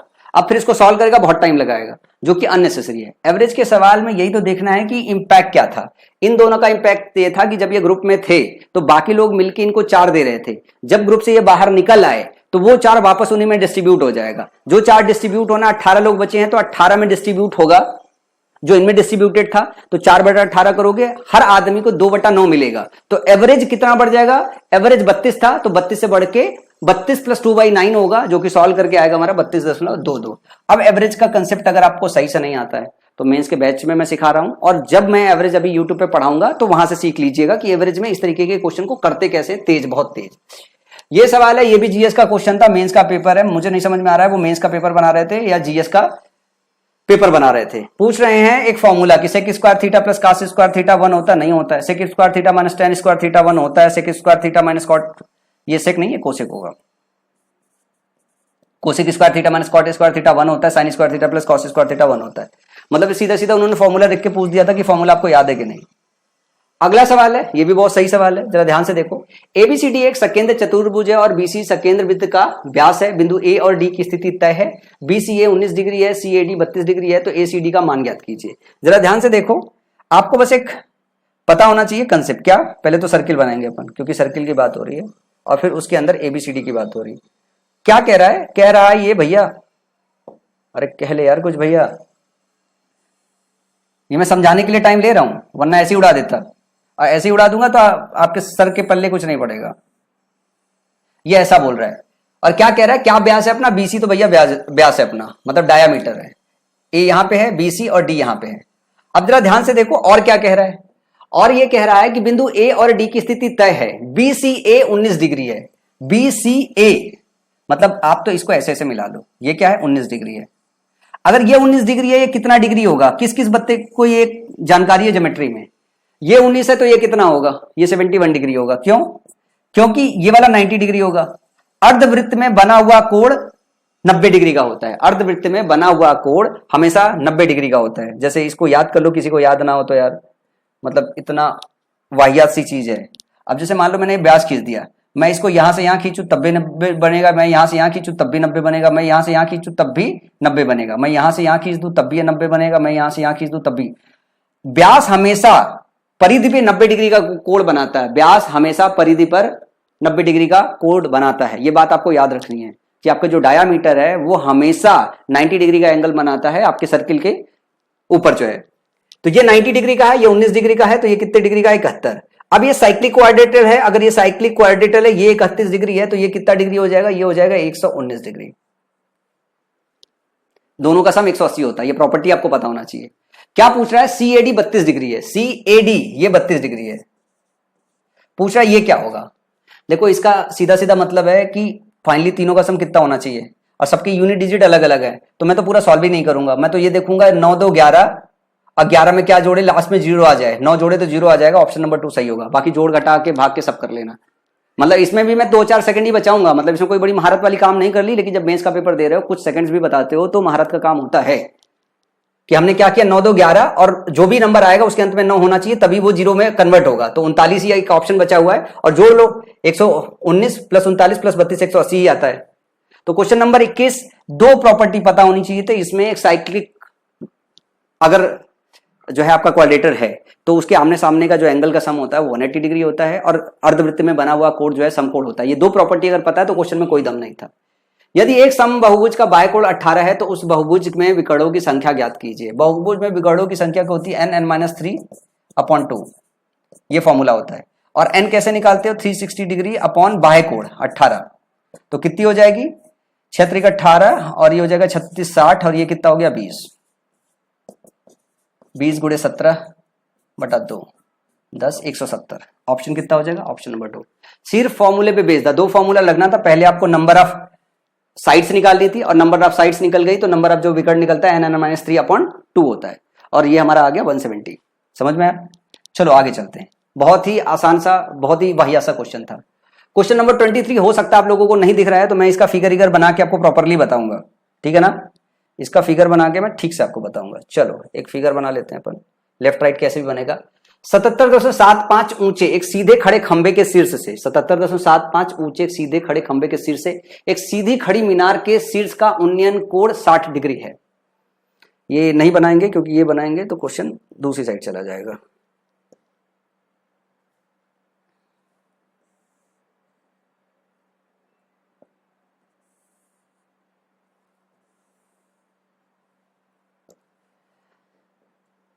ये देखो बोल क्या रहा है कि एक 77.75 मीटर है।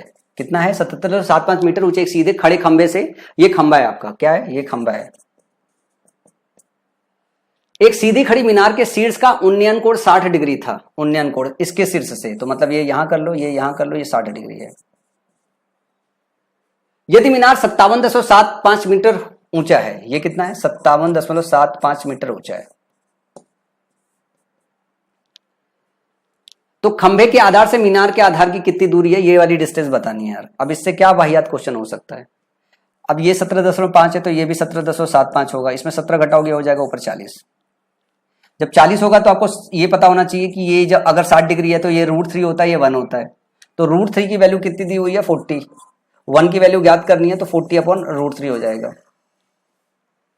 तो 40/√3 हो जाएगा। अब 40/√3 को लिख सकते हो इधर √3 इंटू √3, तो ये हो जाएगा 40√3/3। तो सवाल का सही जवाब ऑप्शन नंबर 3 है। इस सवाल में किसी तरीके का कोई दम नहीं था, बहुत वाहियात, बहुत घटिया सवाल था। बस पिक्चर बनाने आना चाहिए। अगर पिक्चर आपने बना लिया तो इस सवाल को बहुत ही मोहब्बत से सॉल्व कर सकते हो। आप भी सोच रहे होगे नया नया मास्टर आया, इसको इतनी मैथ कैसे आ रही है? हाँ, यूट्यूब पे नया नया मैथ्स का मास्टर आया, इसको इतना कैसे आ रहा है? देखो क्वेश्चन नंबर 24 है, इसको अप्रोच करने का तरीका देखो जरा, मास्टर की धार देखो। वैसे सवाल में कुछ दम नहीं है, लेकिन मेंस का पेपर है, क्या ही करूं मैं। थोड़ा और बड़ा क्वेश्चन होता तो कुछ धार मास्टर के अपने धार में और कंसेप्ट में दम दिखाने वाली बात होती है। अब मेंस का पेपर ही वही आता है तो मैं क्या करूं। 2918245 निम्नलिखित में से किस संख्या से विभाजित होता है? अगर हम ये चेक कर लें कि भैया जो है देखो ये 12 से विभाजित नहीं होगा क्योंकि इसके लिए 2 से विभाजित होना चाहिए, आखिरी में इवन होना चाहिए, तो ऐसे कट गया। अब अगर हमको ये पता चल जाए कि भैया अगर ये 9 से विभाजित है तो 3 से विभाजित तो होगा ही होगा, तो 9 से विभाजित होने के लिए आपको ये देखना पड़ेगा क्या 3 से विभाजित है। अगर 3 से विभाजित नहीं होगा तो 9 से विभाजित नहीं होगा, और ये काम करना बहुत आसान है। भैया ये 9 कट गया, ये 2 1 3 कट गया, विभाजित है। अब 8 4 12 कट गया, विभाजित है। पर 5 2 7 बचा, वो 7 कट नहीं रहा है 3 से। 3 की डिविजिबिलिटी का क्या काम है? आप सब जोड़ो, अगर उनका जो है सम सारे डिजिट का अगर 3 से विभाजित है तो विभाजित होता है। 9 से विभाजित हो रहा है तो विभाजित है, नहीं तो नहीं विभाजित है, यही इसका कंसेप्ट होता है। तो जब 3 ही से विभाजित नहीं है तो 9 से तो पक्का विभाजित नहीं होगा, तो बचा हुआ ऑप्शन क्या है, 11 ही बचा है। अब इसको 11 वाला हम कंसेप्ट भी नहीं लगाएंगे कि इवन प्लेस का डिजिट का सम माइनस ऑड प्लेस के डिजिट का सम या तो 0 हो या तो 11 से डिविजिबल हो, उसमें ज्यादा टाइम लगता, इस वजह से उधर पे जाना मतलब और वेस्ट है। सेकेंड्स में ये क्वेश्चन लग गया। अगला सवाल देखो, इस सवाल में भी कुछ बुद्धिमान लोग होंगे जिनको पेन चलाने, दो तरीके के बुद्धिमान लोग होंगे, एक तो बड़े वाले एक तो छोटे वाले। तो मैं वो बड़े बुद्धिमान लोगों को नहीं दूंगा जिनकी बेसिक्स ही अभी तक डेवलप नहीं हो पाई है, मैं तो उनको बताता हूं जिनकी बेसिक डेवलप हो पाई है। अब क्या कह रहे हैं कि एक 3 है, एक 4 है, एक 8 है। अगर हम 5% की बात करें तो कितनी बढ़ोतरी हो रही है, 5% का मतलब क्या हो गया, 1/20, यही ना, ये हो गया 3/20 और ये हो गया 4/20। ध्यान से देखना, सब में आप 1/20, 3/20, 4/20 की बढ़ोतरी कर रहे हो, तो कंसेप्ट क्या होता है, लाभ उसी में बढ़ता है जिस हिसाब से उनका इन्वेस्टमेंट होता है। तो पहले 3, 6, 8 के अनुपात में इन्वेस्ट कर रहे थे, अब सबने मतलब पहले वाले ने एक 20 बढ़ा दिया अपने का, दूसरे ने 3 20 बढ़ा दिया, चौथे ने 4 20 बढ़ा दिया। तो हम क्या करें, अब किस अनुपात में होगा, 1 + 1/20 हो जाएगा। इसको भी लिखने की जरूरत नहीं है, आप सीधे सीधे लिख सकते हो, क्या ये हो जाएगा 21/20 मल्टीपल में, और दूसरे का क्या हो जाएगा 6 × 23/20, और ये हो जाएगा 8 × 24/20। 20 सबके नीचे से कट जाएगा, 3 से देखो, 3 से कट रहा है, 3 दूनी 6 और 3 बटे 24, ये 8 × 8 = 64 बच रहा है, और यहां से देखो 23 दूनी 46 बच रहा है, यहां पे क्या बच रहा है 21 बच रहा है। यही आपके पास ऑप्शन है, ऑप्शन नंबर 3 सवाल का सही जवाब हो जाएगा। अब कुछ लोग अलग अलग तरीके से काम करेंगे, कोई एक काम करेगा 3 × 5/100, फिर 5 और ये 20 हो जाएगा, और फिर 3 प्लस करके पहला निकालेंगे, जिसको जैसा निकालना हो निकाले यार, मतलब मेरे को नहीं समझ में आता, मेरे को ये समझ में आता है, ये काम आपको करने आता है। 3 में अगर 5% बढ़ रहा है तो 1/20 की बढ़ोतरी हो रही है, तो 1 + 1/20 मतलब 21/20 हो रहा है। मतलब अगर 1/20 की बढ़ोतरी हो रही है तो 20 से कोई चीज 21 हो रही है, तो 3 से कितनी होगी, 3 × 21/20, बस इतना ही तो आपको समझना है। और एक का समझ गए तो दूसरे तीसरे का समझना बहुत आसान होता है, फिर सिंपल सा कैलकुलेशन है, क्वेश्चन चट से निकलता है आपके एग्जाम में एकदम से। फिर क्वेश्चन नंबर 25 देखो, और मेंस की तैयारी करने से पहले ये देख जरूर लो, एक पिरामिड का संपूर्ण पृष्ठीय क्षेत्रफल क्या है, जिसका आधार 8 सेंटीमीटर भुजा वाला एक वर्ग है, और पिरामिड की ऊंचाई ज्ञात कीजिए। ये देखो जो, और पिरामिड की ऊंचाई 3 सेंटीमीटर है। संपूर्ण पृष्ठीय क्षेत्रफल टोटल सरफेस एरिया निकालना है, कितना निकालना है, टोटल सरफेस एरिया निकालना है।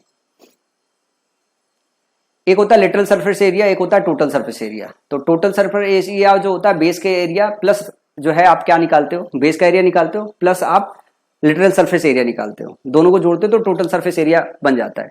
तो जब भी आप पिरामिड बनाओगे तो जब लिटरल सरफेस एरिया निकालते हो तो वो क्या होता है, 1/2 परिमीटर,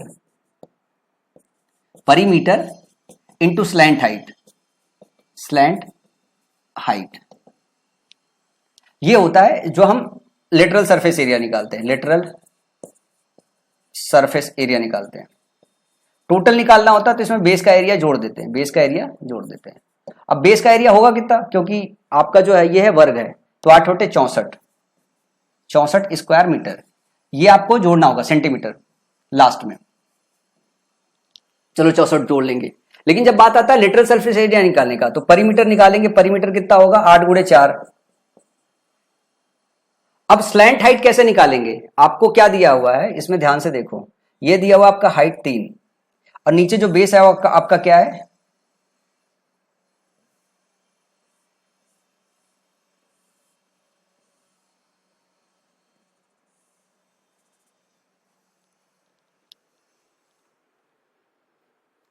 ये आपको स्लैंट हाइट निकालनी है। तो स्लैंट हाइट में आप ध्यान से देखोगे तो इसमें आपको ये समझना होता है कि ये 8 है, ये 8 है, ये 8√2 हो जाएगा, इसका मतलब ये 4√2 हो जाएगा, ये 3 दिया हुआ है, ये 3 दिया हुआ है। तो आप ध्यान से देखोगे ये वाला जो ये है 90 डिग्री होता है, तो ये इसका हाइपोटेनियस है, क्या ये हाइपोटेनियस है, हाइपोटेनियस निकालोगे तो कैसे निकालोगे, स्लैंट हाइट L, ये हो जाएगा 4√2 का स्क्वायर, 4 चौका 16 दूनी 32, 32 + 9 41, √41 हो जाएगा, √41 हो जाएगा, √41 हो जाएगा।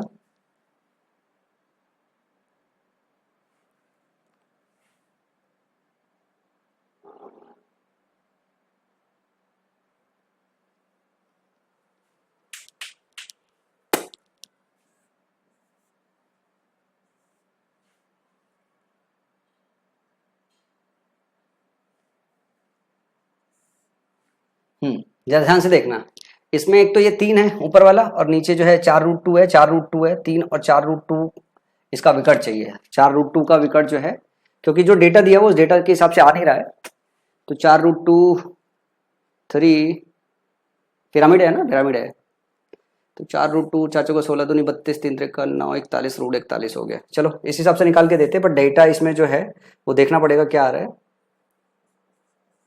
√41, तो 2 से 2 कट गया, ये हो गया 32√41 प्लस 64, ये टोटल सरफेस एरिया आ जाएगा।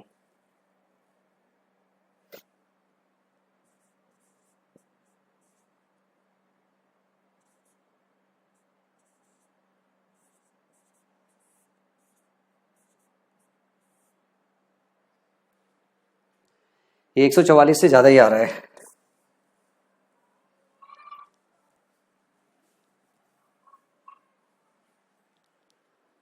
अब क्वेश्चन नंबर 25 देखो। अब जिस बच्चे को इस क्वेश्चन में फॉर्मूला याद होगा बहुत आसानी से निकाल लेगा। क्या दिया है, एक पिरामिड का संपूर्ण पृष्ठीय क्षेत्रफल क्या है जिसका आधार 8 सेंटीमीटर भुजा वाला एक वर्ग है और पिरामिड की ऊंचाई 3 सेंटीमीटर है। इसका टोटल जो एरिया होता है, सरफेस एरिया, वो होता है 2a into L, 2a into L plus a square होता है, मतलब lateral surface area, lateral surface area plus base area. क्या होता है, बेस एरिया। तो आपको L नहीं पता है, आपको H पता है, हाइट। ये आपको जो स्लैंट हाइट होती है, जो L होती है वो आपकी स्लैंट हाइट होती है। इसमें सिर्फ और सिर्फ आपको स्लैंट हाइट निकालना है जब आपका बेस क्या हो, जब आपका बेस स्क्वायर हो। तो चलो एक बार स्क्वायर बेस समझ लेते हैं कि स्क्वायर बेस कैसे निकालोगे। इस पर थोड़ा समय दे देता हूँ, बहुत सारे बच्चों को इस पर परेशानी रहती है। तो अपन क्या काम करते हैं, अपन तो एक स्क्वायर बेस बना लेते हैं ताकि आप इस चीज को समझ सको कि जब भी आपके एग्जाम में आए तो अगली बार आपको फिगर ना बनाना पड़े, आप सीधे सीधे निकाल लो। ये हो गया, ये हो गया, आप ध्यान से देखो, ये हो गया, ये होता है स्लैंट हाइट। क्या होगी, ये यहां से ध्यान से देखना, ये यहां पे आके मिड में आएगी। तो ये जो हाइट है ये निकालना है आपको, स्लैंट हाइट निकालना है। ये है स्लैंट हाइट, स्लैंट हाइट ऐसे आएगी, स्लैंट हाइट। और इसमें ध्यान से देखोगे तो इसके अंदर ऐसे जाओगे तो ये क्या हो जाएगा, जो एक और हाइट दिया हुआ है ये 3, ये क्या दिया हुआ है, 3 दिया हुआ है। मैं थोड़ा कलर बदल लेता हूं, अदरवाइज इसी में बहुत घींच पीच हो जाएगी। ये दिया हुआ है 3, जो यहाँ मिड पॉइंट पे आएगा। और ये आपको ये निकालना है, ये जो यहाँ पे आ रही है ये निकालना है। यहाँ से यहाँ डिस्टेंस देखो, यहाँ से यहाँ तक की डिस्टेंस कितनी है, ये 3 है। ये टोटल जो है कितनी है, 8 है। और इसके मिड से यहाँ देखोगे 4 हो जाएगी। तो ये वाला जो स्लैंट हाइट आएगा वो कितना हो जाएगा, 3 4 और 5 का पेयर हो जाएगा। मतलब आप तो इसको ऐसे देखो, एक तो यहाँ से यहाँ दिया हुआ है 4, एक यहाँ से यहाँ 3 दिया हुआ है, और 3D में देखोगे तो ये यहाँ से मिल रहा है यहाँ पे। समझ में आया, ये कुछ इस तरीके से बनेगा। ये दिया हुआ है ऊपर वाली हाइट, ये दिया हुआ है सेंटर से इधर की जगह 4 हो गया, और ये निकालना है आपको, ये आ जाएगा 5। तो जो L की वैल्यू है वो 5 आ जाएगी। तो यहां जब कैलकुलेट करोगे तो 2 गुण A दिया हुआ है 8 और ये दिया हुआ 5 प्लस A स्क्वायर मतलब 64 हो गया। तो 8 दूनी 16, 16 पंचे 80, 80 प्लस 64 निकालना है, और कितना हो गया 144। कितना, सवाल का सवाल जवाब ऑप्शन नंबर 4। इस क्वेश्चन में सिर्फ और सिर्फ L निकालने आना चाहिए। ये इस क्वेश्चन में सिर्फ L निकालने आना चाहिए। और L निकालने के लिए एक बार फिर से रिपीट कर देता हूं, किसी के अगर दिमाग से घूम गया हो। आपको क्या काम करना है, मान लो ये इसकी हाइट है, यहां से यहां हो गया, ठीक है ना, यहां से यहां हो गया, यहां से यहां हो गया। अब इसमें अगली जो चीज होती है, जो ध्यान देने वाली बात होती है, वो ये होती है, ध्यान से देखो, ये है सेंटर। इस सेंटर में ये इधर से 4 होगा, इधर से 4 होगा। तो ये जो निकालना होता है हमको स्लैंट हाइट, वो यहां से इस पर्टिकुलर पॉइंट तक आएगा। तो इसकी निकालनी है, और इसके अंदर सेंटर तक 3 दिया हुआ है, मतलब ये 3 दिया हुआ है, और आपको मोटा मोटा ये निकालना है, और यहां से यहां की जो डिस्टेंस दी हुई है वो दी हुई है। ये दिया हुआ है 3, ये है आपका 4, ये आ जाएगा 5। ये अगर आप निकाल ले गए तो तुरंत ही जो है आप सवाल का जवाब दे दोगे, आपको बिल्कुल समय नहीं लगेगा। जिन बच्चों को ये स्लैंट हाइट निकालने में परेशानी हो रही होगी, विजुअलाइज करने में, क्योंकि ये 3D में इमेज रहता है, जब तक 3D में आप विजुअलाइज ना करो तब तक बहुत पेन रहता है। जब मैं पिरामिड पढ़ाऊंगा तो मैं पूरे 3D के साथ इसे पढ़ा दूंगा ताकि आपको पूरा अच्छी तरीके से इसे समझ में आ जाए।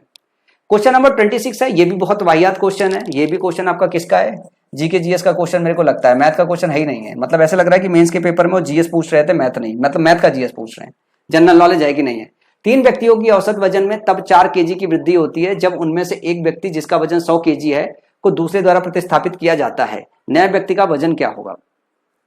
बोल रहा है कि 3 व्यक्तियों की औसत वजन में तब 4 किलोग्राम की वृद्धि हो जाती है जब उनमें से एक व्यक्ति जिसका वजन 100 केजी है उस द्वारा प्रतिस्थापित कर दिया जाता है। मतलब एक बंदा आ जाता है, एक बंदा 100 केजी वाला चला जाता है, दूसरा बंदा आता है जिससे तीनों बंदों में 4-4 केजी बढ़ जाता है।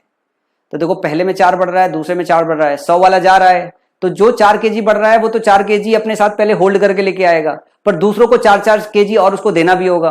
100 वाला बंदा जो गया हुआ है, उस जो दूसरा वाला बंदा आएगा उस 100 वाले से 4 ज्यादा उसका भी बढ़ेगा, तो अपना वाला 4 ले आएगा, बाकियों का 2-4 और लेके आएगा, तभी तो 100 के ऊपर 4 बढ़ेगा। तो 4 उसको देगा, 4 उसको देगा, 4 अपने पास देगा, तो मतलब 4 अपने लिए, 4 उसके लिए, 4 उसके लिए, मतलब कितना हो जाएगा 112। सवाल का सही जवाब क्या हो जाएगा 112, ऑप्शन नंबर 2। कि 100 वाला गया, जो बंदा आएगा वो अपना जो 4 बढ़ रहा है वो तो लेके आएगा, दूसरे वाले का भी 4 बढ़ रहा है वो भी लेके आएगा, तीसरे वाले का भी 4 बढ़ रहा है वो भी लेके आएगा, मतलब टोटल वो कितना वजन लेके आएगा 112। तभी वो 100 से 4 ऊपर होगा और बाकी 2 को भी 4-4 देता हुआ जाएगा। ये सवाल वर्बल कैलकुलेशन का था, पेन वेन चलाने की जरूरत ही नहीं थी। क्वेश्चन नंबर 27, इसमें भी समय का गेम है। एक बच्चा दूसरी तरीके से करेगा, दूसरा बच्चा दूसरी तरीके से करेगा। तो मैं तो स्मार्ट बच्चे वाला अप्रोच बताऊंगा आपको।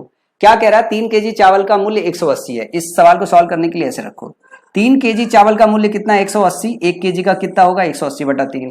अब बोल रहा है 8 केजी चावल का मूल्य 5 केजी दाल के मूल्य के बराबर है। हमने 1 केजी चावल निकाल लिया, 8 केजी का निकाल लो। 8 केजी का अगर निकल गया तो 5 केजी दाल के मूल्य के बराबर है, तो हम अगर 5 से भाग दे दे तो हमें 1 केजी दाल का मूल्य मिल गया। अब बोल रहा है 15 केजी दाल का मूल्य 2 केजी चाय के मूल्य के बराबर है, तो हम 15 से गुणा कर दे तो हमें क्या मिल गया 15 केजी दाल का मूल्य मिल गया। और 15 केजी दाल का मूल्य मिल गया, वही 2 केजी चाय के बराबर है। अगर हम 2 से भाग देते तो हमें 1 केजी चाय का मूल्य पता चल गया। फिर बोल रहा है 3 केजी चाय का मूल्य 6 केजी अखरोट के बराबर है, तो हम तो 3 केजी चाय का मूल्य निकाल लिए, और 3 केजी चाय का मूल्य निकाले तो हमें पता चल गया 6 केजी का जो है मूल्य पता चल गया। और 6 केजी का पता चल गया तो हम तो पहले 1 का निकाल लेंगे, और 1 का निकाल लेंगे तो फाइनली हमको 10 के निकालना है, 10 का निकाल लेंगे। बस यही करना था, यही आपके सवाल का जवाब है। एक आदमी ऐसे करेगा, दूसरा आदमी पता नहीं कैसे करेगा, मतलब उसको देखने आना चाहिए। अगर वो सही मायने में ऐसे देखता है तो बहुत आसानी से ऐसे लिखेगा, क्वेश्चन सॉल्व कर लेगा। अब जरा देखो कैसे काटा पीटी करोगे। 3 से 3 कट गया, 5 दूनी 10, 1 0 कट गया। अब यहां से देखोगे ये 3 से कटा 2 आया, और 3 से कटा 5 आया। यहां ध्यान से देखोगे 2 से कटा 4 आएगा, तो 5 चौका 20 हो गया, और 18 गुणे 2 हो गया, 18 दूनी 36 हो गया। मैं तो सिर्फ स्टार्टिंग के नंबर देख रहा हूं। ऑप्शन नंबर 3 आपका सही जवाब होगा। कितना प्यारा सवाल था, कितना जल्दी सॉल्व कर दिया। दूसरा कोई भी तरीका अपनाओगे बहुत टाइम लगेगा, बहुत ही ज्यादा टाइम लगेगा।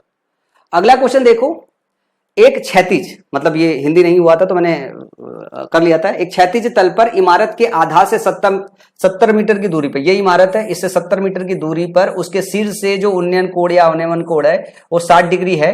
तो पूछ क्या रहा है, इमारत की ऊंचाई पूछ रहा है। तो देखो भैया, अगर ये 60 डिग्री होता है तो ये √3 होता है, ये 1 होता है। 1 की वैल्यू अगर 70 है तो √3 की वैल्यू पूछा है, क्या हो जाएगा 70√3। पेन चलाने की जरूरत थी नहीं, ऑप्शन क्या होगा, ऑप्शन नंबर 2। क्या लगता है मेंस लाइक पेपर था? मजाक बनाया था, मेंस लाइक पेपर ही नहीं था। मैं तो ये बोलता हूँ एसएससी जीडी वाले बच्चों को भी आजकल ये क्वेश्चन नहीं पूछा जाता। और क्यों ये क्वेश्चन पूछा गया मेंस में, मेरे को समझ में नहीं आता। मेरे को तो आधे से ज्यादा समझ में नहीं आ रहा क्यों मेंस में सारे के सारे क्वेश्चन पूछे गए। इससे ज्यादा मेहनत से तो प्री वाले बच्चों को पढ़ाया जा रहा है कि एसएससी सीजीएल प्री का एग्जाम कैसे दिया जाए। एक कमरे की चौड़ाई b है, उसकी ऊंचाई की 2 गुनी है और उसकी लंबाई की आधी है। एक कमरे की चौड़ाई b, उसकी ऊंचाई की 2 गुनी है और उसकी लंबाई की आधी है। कमरे के सबसे लंबे विकर्ण की लंबाई ज्ञात कीजिए। क्या ही सवाल है इस चीज में, थोड़ा समय बस स्पेंड करने लायक है। बाकी क्वेश्चन में कोई दम तो है नहीं, क्वेश्चन यूं ही चुटकियों में निकल जाएगा, बहुत ही ज्यादा। मेरी बैटरी भी खत्म है और एक ही क्वेश्चन बचा हुआ है। इसको मैं थोड़ा विजुअलाइज करना सिखा दूं। अच्छा, अपने कमरे में बैठे हो, अपने कमरे में ही देख लो। आपको क्या करना पड़ेगा, 2 बार विकर्ण निकालना पड़ेगा। पहले लंबाई और चौड़ाई का विकर्ण निकाल लो। देखो मान लो बेस है, जो फर्श होता है, फर्श में एक लंबाई हो गया, एक चौड़ाई हो गया। एक कमरे की चौड़ाई b है, मैंने चौड़ाई b ले ली है।